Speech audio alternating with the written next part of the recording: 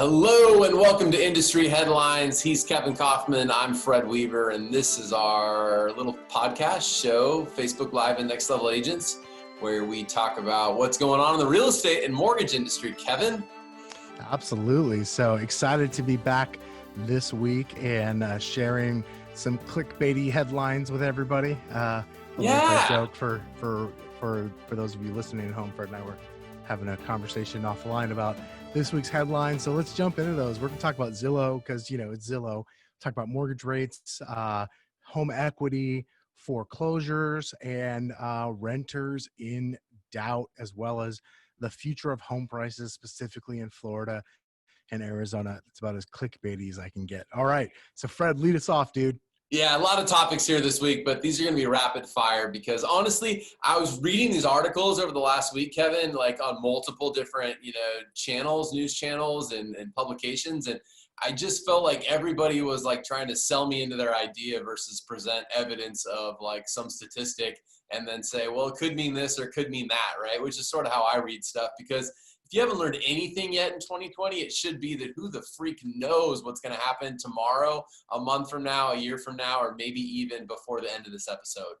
That's where I stand. Anyway, so here's some stuff that I do know, Kevin. Zillow is now open in 20 out of their 24 markets. So pre-COVID, they had 24 markets they were open in. This past week, they just opened in 5 more markets, bringing their total number of markets they've reopened in up to 20, with 4 more still to go. So they just opened in Riverside, California, Minneapolis, Cincinnati, Orlando, Florida. A week ago, you might remember they opened in Atlanta, Dallas, San Antonio, Austin, San Diego, Sacramento. So all this to say, if you're keeping record at home, Zillow is reopening their iBuying platform in record speed relative to OfferPad and Opendoor.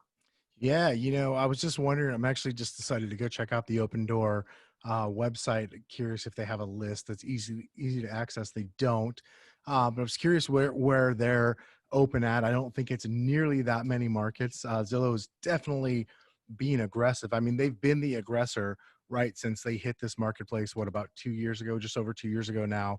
And so I guess no surprise there to see that they are being very aggressive in their reopening, if you will. And it'll be interesting to see, I think, how much, I guess, market share, if you will, might be the right word, that they are going to end up taking from OfferPad and Opendoor, during this time while they're what seems to be moving slower, much slower.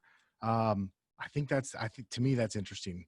I think Zillow is going to gain some ground. Of course, that's an opinion, but that's just what I'm seeing. So, all right, Kevin, I'm going to combo our next 2 stories, all right? Mortgage rates, according to Freddie Mac, last week fell to a new all-time low. The 30-year mortgage rate was at 3.07%, down from the previous week's low, which was also an all-time low of 3.13. And also, Black Knight has come out and said that home equity in the U.S. has risen to a record high $6.5 trillion worth of home equity, right? Difference between mortgage balances and home values. So combo story there, because in that story, if you will, is the fact that Black Knight also said that there's 75% of homeowners that have that 6.5 trillion worth of equity. 75% of homeowners still have a mortgage rate above 3.5, which leads one to believe that these rates keep going lower. There's going to be even another refi boom. Some of us that refied in the last 3 months and maybe even like year or two might be refining again before you know it. Dude, it's hard to believe, to think that there could be another boom on top of the boom. Like the lenders I've spoken to in the last few months have just been absolutely crushed with refis. And so to think that still 75% of the homeowners with tappable equity have rates over 3.5, like relatively like worth refinancing for. I mean, if you're at 3.6, 3.5, and you can get in now at like 3.07, yeah. Like my guess is we're going to see more of that. You know what I wish I could do right now? I feel like we should invest in some like jet ski and boat stores, because I have a feeling like sales of jet skis and boats and other expensive toys like that are about to go through the roof. Well, not if you listen to CoreLogic, Kevin. CoreLogic predicts a decline in home prices in nearly every state by the end of next year due to unemployment. Specifically, the article, the clickbaity article I clicked on, highlighted both home prices in Florida and Arizona expecting to drop in a big way due to a COVID-19 perfect storm. This article bugged me the most, not because somebody's saying that home prices might drop. I mean, prices go up, prices go down. Like, they're flying up right now in Phoenix, so they certainly could fly down again soon. But I don't know. People have been predicting like home prices dropping for a while now. If interest rates keep going lower, and then anybody that even dares try to predict what's going to happen with COVID next week, next month, or next year, I just kind of smile at, because if I've learned anything, it's that I'm pretty much wrong every time I make a prediction, and 95% of the articles I read are also wrong. So anyway, Kevin, for what it's worth, apparently prices are going down. So I don't know if you should be buying your jet skis and your boats and investing in any of those companies. Yeah, no, obviously that was a little tongue-in-cheek joke about people going and spending that money that is paper money. You know, it's on paper right now, but the reality is that happens, and prices going down. Goodness sakes, like who knows? Yeah, could they go down? Absolutely, they could go down. Right, real estate prices do go down. Believe it or not, that does happen. Many people have forgotten that they do go down, but to say, hey, they're going to go down like fourth quarter this year, early part of next year. Yeah, I don't know. I guess they could, but I just don't have so far, I don't have the evidence to show me that they could. More importantly, something that Adam Robinson taught me was that what would I need to see in order to know I was wrong? And so what I'd like to ask CoreLogic is, what would you need to see in order to know that your prediction here is wrong? I'm curious as to what those stats are, because if you don't know those stats, if you don't know what the indicators are that you're wrong about this prediction, how on earth are you going to know you're right until after it's over with, right? So 100%, which would kind of lead me to believe when I read some of the article or statements from CoreLogic, now I'm getting a little deeper into than just the headlines, but CoreLogic's prediction about prices going down was due to unemployment. Well, currently unemployment was I shouldn't say currently, unemployment 2-3 months ago was really high. It's done nothing but improve. Now, granted, I understand that some of these states that are opening up right now are also sort of changing how they're opening, or they've opened and now they're like closing a little bit, so they're only semi-open. But all that to be said, I don't know that anybody can perfectly predict what the government might do to keep the economy going. I don't know that anybody can predict exactly how bad unemployment might affect homeowners versus renters. And then you consider the fact that people have a lot of equity in their homes. It leads me to believe we won't see a lot of short sales and foreclosures. Distressed sellers, yes, maybe, but not necessarily short sales foreclosures. So I don't see like a collapse necessarily. And then one other thing that bugged me while we're on it, Kevin, because I'm into sharing what bugged me, they talked about there's states like Arizona and Florida face the perfect storm of elevated COVID-19 cases and the subsequent collapse of the spring and summer tourism market. Have these people traveled to Arizona in the summer? What tourism market? I think they mean Sorry, I'm done everybody. yelling now, okay? I feel like I'm back in the short sale days. But like, there goes the what would have to be wrong? Well, you'd have to be right when you started the article. Like, that's a terrible article and statement. He must, or he or she, whoever wrote that, must be referring to the money that Arizonans spend at the gas station to get the hell out of here because it's so hot, because we don't want to be here when it's 115 degrees this weekend. Yeah, there is no tourism over the summer. Get out of here. Get out of here with that crap. Like, yes, could prices fall? Yes, no Yes. doubt. Absolutely.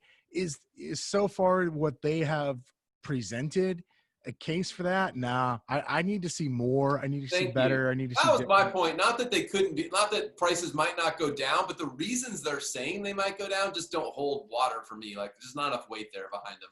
Yeah, totally agree. I think maybe that, like you said, clickbaity, just the headline. Something else that you shared. One more headline that we were going to share today was, 31% of renters doubt that they will be able to pay next month's rent on time, and this is according to a lending tree analyst of data collected by the Census Bureau, is saying that 31% of renters doubt that they're going to be able to pay rent on time next month. First of all, do you trust the Census Bureau for collecting information? And then second of all, like, what would the benefit be to a renter for saying yes, they could pay their rent versus saying no? Ask yourself that question for a minute. So if you think, like, if you've seen laws and rules, and they actually, in this article that I read, Kevin, they reference the state of Ohio a lot. But let's just say, like, you're in a state, right, where they've actually released rules that say, hey, no foreclosures, or you can defer rent payments. Well, if you're taking a survey being asked if you could pay your rent, wouldn't you probably in your own best interest say, no, I don't think I'm gonna be able to pay rent, in hopes the government comes and extends the moratorium or extends your deferral options or whatever else? So again, I'm not saying that more people aren't going to show up and be unable to pay their rent in a few months. That's not my statement. But some of these articles that I'm reading out there in the industry and the headlines that people just take the title off of, they don't hold enough weight and substance to me. So yeah, I'm sure there's going to be some renters that struggle to pay their rent. I would go out on a limb and say somewhere between probably 6 and 12% of people every single month don't pay their rent on time. So, and that was the other thing. Like, they didn't say, could you pay your rent? They said, could you pay it on time? So anyway, you can tell I'm frustrated with this week's industry headlines, Kevin.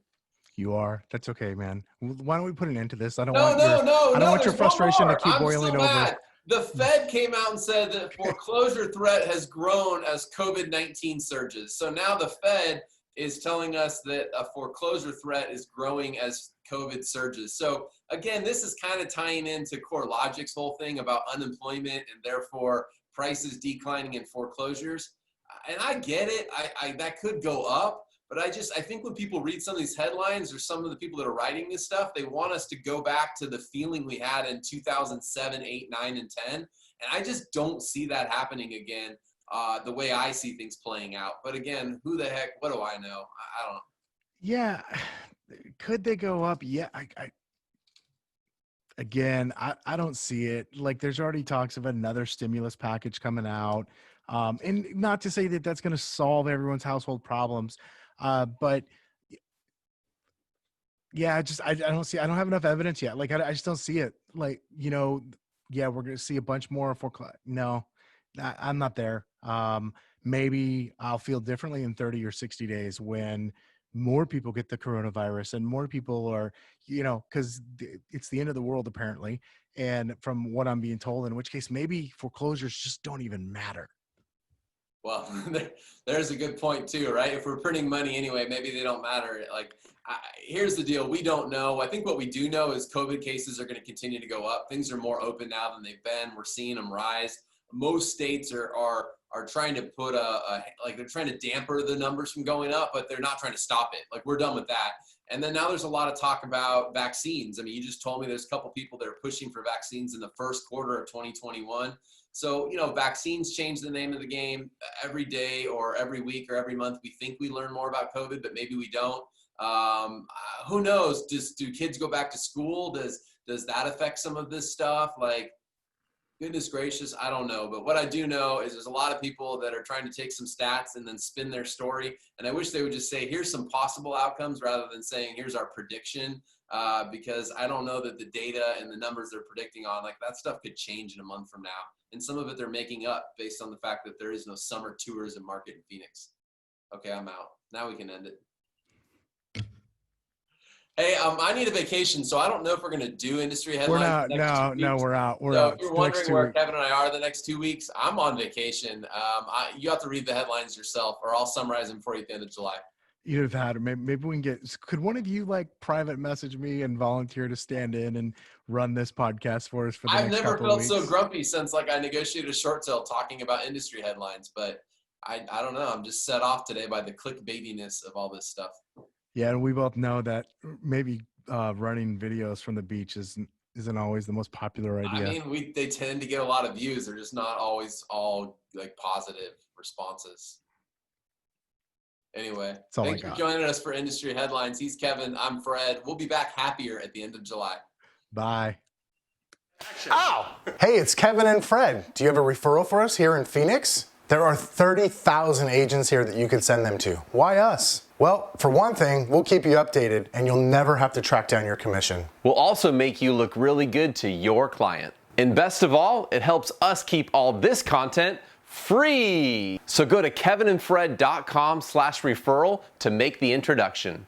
We'll take great care of them.